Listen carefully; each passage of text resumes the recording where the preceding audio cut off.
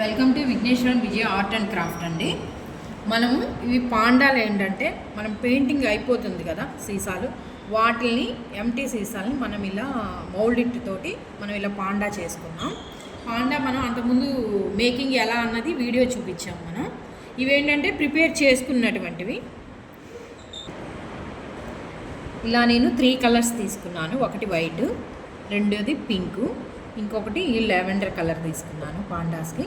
ఇలా లీవ్స్ ఏంటంటే మనం లీవ్స్ ఇలా తయారు చేసుకున్నాం.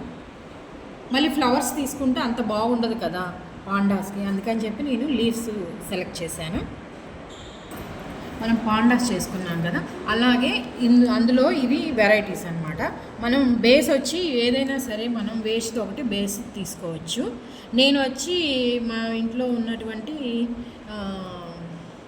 మనకు లిక్విడ్స్కి వస్తాయి కదా, ఆ క్యాప్ని తీసుకున్నాను నేను. ఆ క్యాప్ని తీసుకొని మౌల్డ్ ఇట్ అంటే ఫెవిక్రిల్ వాళ్ళ మౌల్డ్ ఇట్ తోటి నేను ఇలా బర్డ్స్ని తయారు చేసుకున్నాను.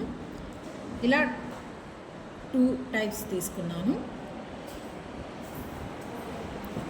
అలాగే ఇది కూడా ఇంకా వేరే బేస్ అండి క్యాప్.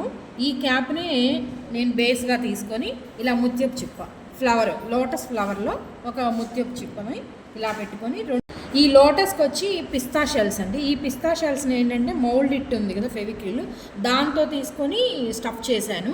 అంటే మనకు గట్టిగా ఇంకా రాదనమాట. మనం గ్లూ గన్ తోటి స్టిక్ చేస్తే ఏమైందంటే అది వచ్చేస్తుంది.